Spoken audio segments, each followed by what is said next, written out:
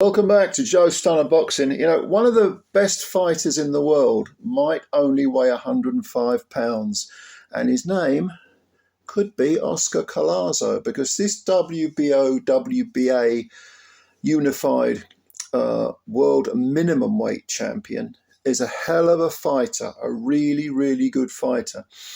And he defended his belts against a very game, very capable 27-year-old Mexican called Edwin Cano Hernandez.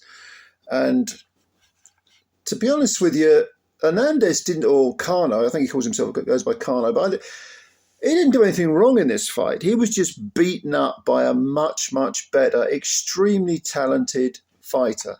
Okay, now Cano came in with 13 wins and 2 defeats. He's been stopped once before. He was knocked out in 3 rounds by an undefeated David Jimenez, and he lost a majority decision. That was over back in Mexico. I can't remember. It was a majority decision, but I can't remember the name of the opponent. And he came in on the back of 3 wins and a draw, and the draw was a technical decision. He'd previously beaten a guy called Michael Carmona. Previously unbeaten guy called Michael Carmona. He had a good win over a 9-1 guy called Geraldo Sanchez. You know, he showed a lot. And it's difficult because he was beaten up and smashed up, but at the same time he was showing some ability for the first couple of rounds. Like I say, you know, he's 27 years old, Mexican guy, tough guy. But Collazo is special. Collazo is really special. He's an American Puerto Rican fighter, only 5'2", 28 years old, so he's in his prime.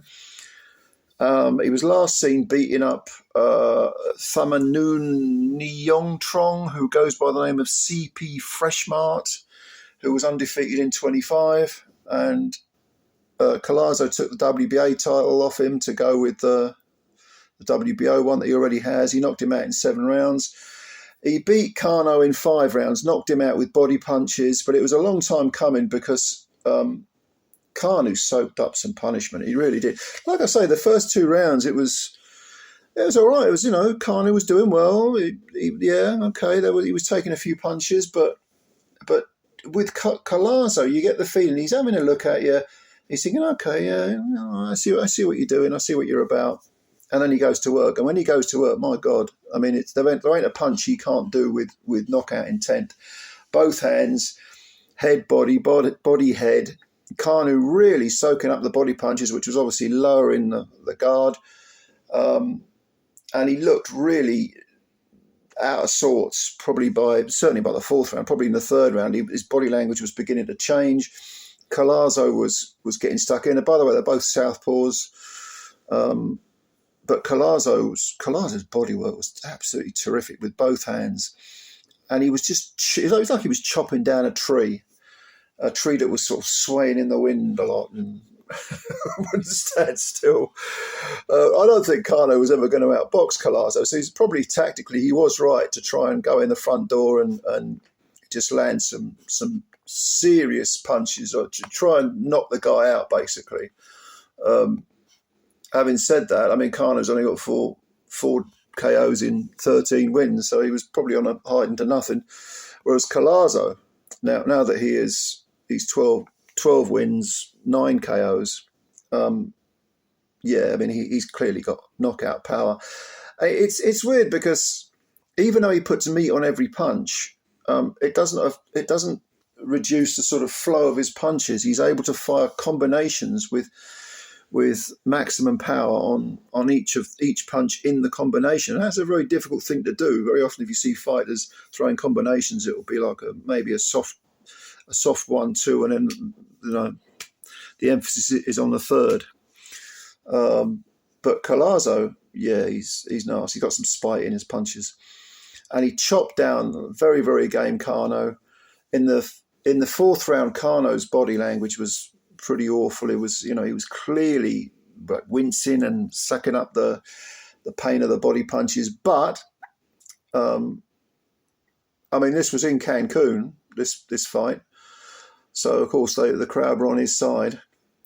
And he was desperately trying to fire back, and whenever he did, there were cheers from the crowd, but it was kind of a false dawn, to be honest with you, because once Cano had reset himself and went to work again, there was only going to be one winner. And in the 5th round, it was almost like the straw that broke the camel's back. There was a huge right hand to the body, and Cano actually, it was a delayed reaction, actually turned his back, staggered to the ropes, and then grabbed onto the bottom rope, grimacing in pain.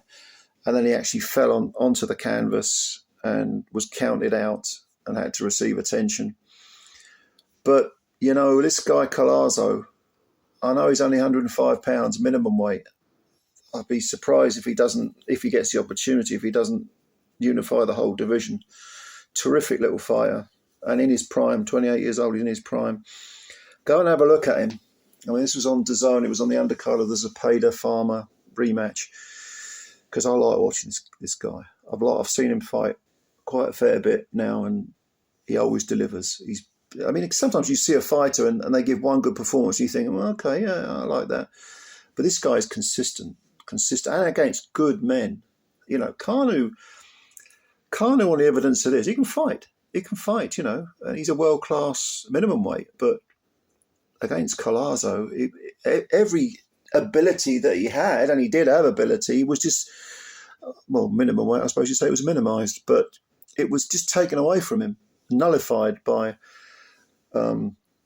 just a better fighter. Sometimes you have to hold your hands up and say, I got beaten by a better guy here. And I'll tell you what, Collazo, he's only 12-0 at the moment. There'll be plenty more people who will beat, plenty more.